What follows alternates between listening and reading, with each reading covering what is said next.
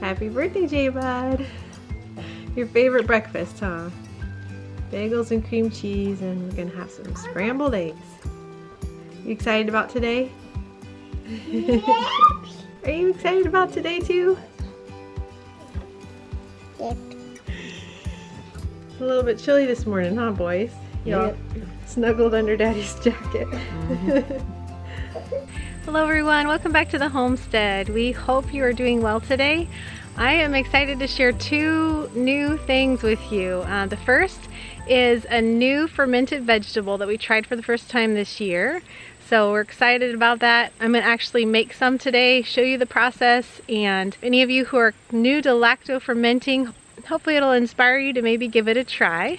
And then the second thing is our mudroom arrived, and so it's not complete. We still have some finishing work to do, but I just can't wait to show you all. So we'll give you a quick tour of the mudroom as well. So over the past few years, we've lacto fermented quite a few things, and our favorite has been green beans. The whole family just really loves lacto fermented green beans. And this year I decided to try a new lacto ferment, and simply because we had an overabundance of Mexican sour gherkins this year. They just produced really well in the place that we put them in the garden this year. I think I'll be growing them again there next year. So it was just 2 or maybe 3 plants that went crazy. And even though we snack on them every day, they were still getting to where it was just too much for us to consume. So I thought, why don't I just try fermenting them? They're in the same family as cucumbers. So I thought it'd be fun to just try. So a few weeks ago, I did just a little teeny jar of lacto fermented sour gherkins. And a few days ago, we tried them, and oh my goodness, they were so good. So I decided to go ahead and do a big harvest this morning. Had Joseph and Biddle and Abigail all helped out. And we actually gathered 3 pounds of the little teeny Mexican sour gherkins so that I could lacto ferment them. And the process is really easy. Lacto fermenting is so simple. All you do is make a saltwater brine, and for pickles, it's 1 tablespoon of salt per quart of water. I knew I'd probably need a little bit more than a quart of water, so I went ahead and did 1.5 quarts of water and put 1.5 tablespoons of sea salt in that, mixed that up. I rinsed all the gherkins with fresh water and put those into pint-sized jars. We didn't quite have enough to fill all 4 of the pint-sized jars, so I sent Joseph out to collect just a few more so that we could have 4 full jars. Next, I put about a tablespoon of juice from our favorite lacto fermented pickles. They're Bubby's pickles. And this is optional. You don't have to do this, but if you really like the flavor of a certain fermented product, then you can use the juice from that ferment in the new ferments that you're making, and it will help give that flavor to the new ferment that you're making. So I put a little bit of the Bubby's juice, about a tablespoon in each of the jars, and then I filled them up the rest of the way with the water brine, leaving about a 1/2 inch space. And then I went out and got some grape leaf. Our grapevine is almost dead, but there were still a few okay leaves left. So I put just a little piece of grape leaf on the top of each of the jars just to help hold the sour gherkins down under the water. You don't want them sticking up above the water if you can help it. So the grape leaf does a few things. It keeps them under the water. If any mold does grow during the fermenting process, it will only grow on the top of the leaf, and you can just pull the whole leaf out, and all of the fermented vegetable will be fine underneath. And then also I've heard that the grape leaves help to keep the cucumbers, when you're making pickles, more crisp. I was hoping that the grape leaf would also help to keep the gherkins more crisp, and they did. They're so crunchy and delicious. So if you happen to have grapes, try using grape leaf for all of those reasons when you're lacto fermenting. So I went ahead and put the lids on top of all of the jars to seal them, and they're just gonna sit in my pantry for about 5 days, 5-7 days, and every day I will go and just kind of slightly open the lid to burp them, because I don't want them to start to leak or explode all over my shelf in the pantry. There are special lids that you can get if you really love lacto fermenting, and they will self burp themselves. So those are pretty neat. But for me, I kind of like to check on them every day anyway. And so going in and just burping them real quick is not a big deal for me. There's a whole lot more to lacto fermenting than what I shared with you today. So if you're interested in that, actually check out Art and Bree's channel. They've got a lot of information on fermenting. They have a whole course that they've been offering. I'm not sure if you can still get in on it now, but I will leave a link below to one of their fermenting videos if you're interested in learning more. It's a super, super healthy way to preserve your vegetables and a great way to get probiotics into your body. If you enjoy sour things, they're just so delicious as well.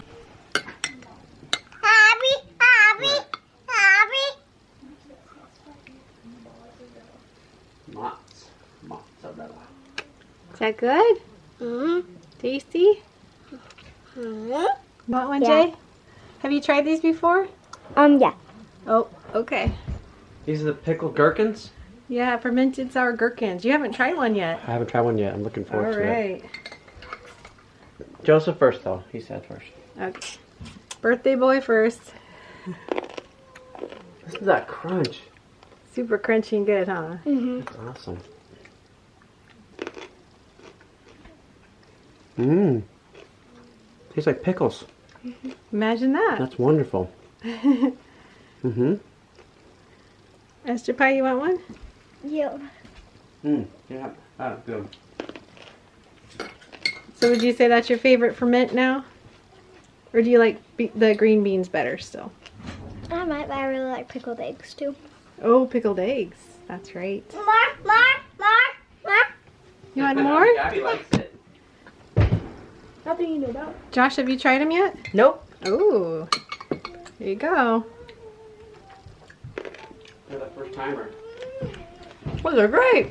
So do you think green beans are still your favorite, or do you like those better? Pretty close. Pretty close. Yeah. For me too. I can't decide which I like better. Mama. Mm-hmm.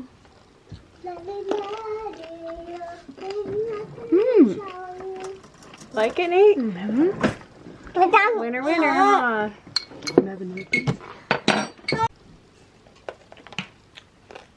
Mmm. Is that good? Mm-hmm.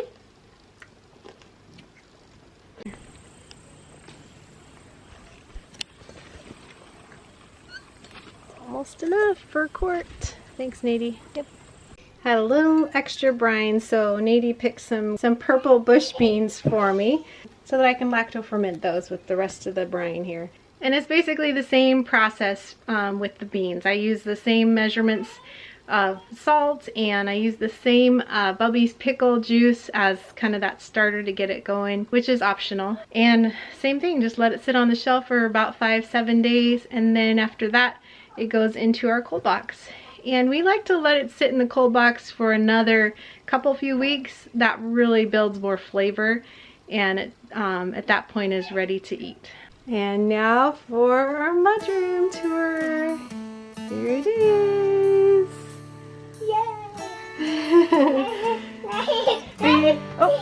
Are you excited about the mudroom? Show me your shoes. Where'd you put your shoes? Can you show me? Oh, is that where all your shoes go now? Yeah.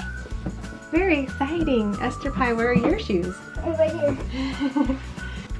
So every cubby has a rack for shoes, and then it has a drawer, and this drawer is for things that extra things like hats and belts and gloves and all of that.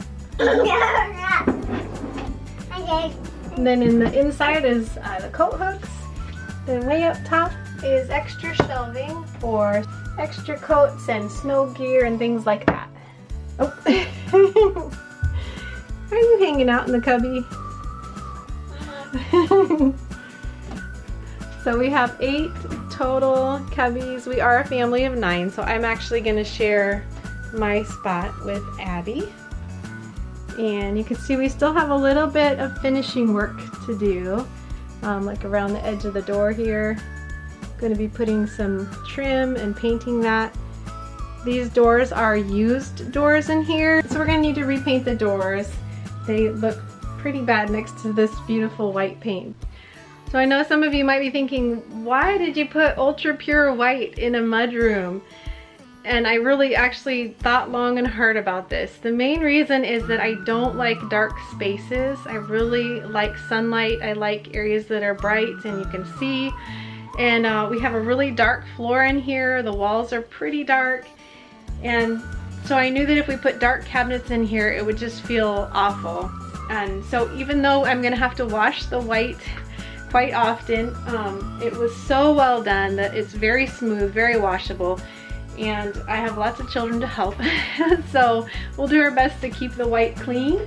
And it just feels nice in here. I really like how bright it is and just feels clean. This edge here still needs to be sealed up because the wall is open here in the back. So we'll be putting a piece down there to seal that edge. And then we do need just a few more hooks in some of the cubbies, but other than that, it is ready to go, and we're already filling up the spaces. I let the kids go ahead and put their shoes in here, and the hooks just went up this morning, so they'll be able to start hanging their jackets and filling up their little drawers. Here's a little addition here. I don't think she belongs there. That was probably Biddle. Hey Biddle, where's your spot? Can you show everyone where your new spot is? Right there. She's got her shoes there. You ready to start putting things in your drawer? Yeah. What do you think should go in there? Do you have some hats maybe? Yeah. You want to go find some hats to put in there? I have 2 hats. 2 hats. Okay, why don't you go find your hats, okay? And put them in there. I want to put my Hey, hat. did you put baby doll up here? Yeah. Yeah, I thought that was you. You think that she likes it there? I'm going to put it over here. Are you going to put her in your cubby? Yeah. Okay. That was my doll when I was a little girl, guys, that my mom and her friend made. It's quite old. TJ, how do you like this new mudroom? I love it. Love it. Can you show everyone where your spot is? Right here. Right there. Nice. You've already got your shoes. Have you put anything in your drawer? Not yet. What are you going to put in your drawer? Probably like hats and... Belts, maybe? Do you have a belt to put in there? I think so. Well, I'm actually wearing it right now. Oh, you're wearing your belt. Well, when you're not wearing it, you have a home for it now, so you won't lose it, huh? Oh, Biddle found a hat. Yep, and that hat can actually go on a hook too. Did you know that? You can put it there, or we can put it on the hook. Is that my spot? That's your spot. Do you have a jacket to hang up? More stuff to put away. There we go. The knit hat's, I think, a good thing to put in the drawer, huh? Yeah. Do you want me to hang up your jacket for you? All right, let's hang it up. Yay! Very nice. Oh, let's not cover the baby doll. There we go. Jay, you got something to put away? I think I want to put this hat up there on the hanger. You want me to put it up for you? Yeah. All right. Very nice. All right, Jay's got some jackets to hang. And we are going to have more hooks soon, so we won't have to double them up once we get more hooks in there. And the reason we did the shoes up on these grates is so that we can easily sweep underneath. The big boys do have some of their shoes down below because they've got big shoes that don't fit in the grates. But for all the littles, we can easily sweep right underneath. And that was your job, huh? Is cleaning up the mudroom area before? It's gonna be a lot easier now, huh? So.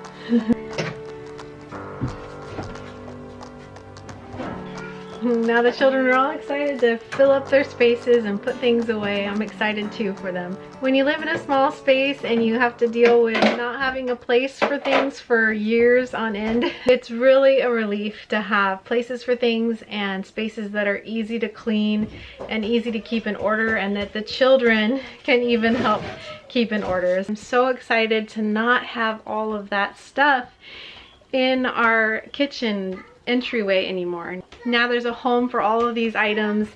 It's just such a blessing. I'm really thankful for this mudroom. So for now, I'm gonna head it back into the kitchen and get the birthday boy some lunch going. Esther Pie already started on that. He wants cheese, crackers, lunch meat, kind of a snacky lunch. And my parents actually arrive any minute now. They're visiting from California. So we'll see you again on the next one. Until next time, we pray blessings over you and yours. And whatever you do, do it with your whole heart. Do it with your whole heart.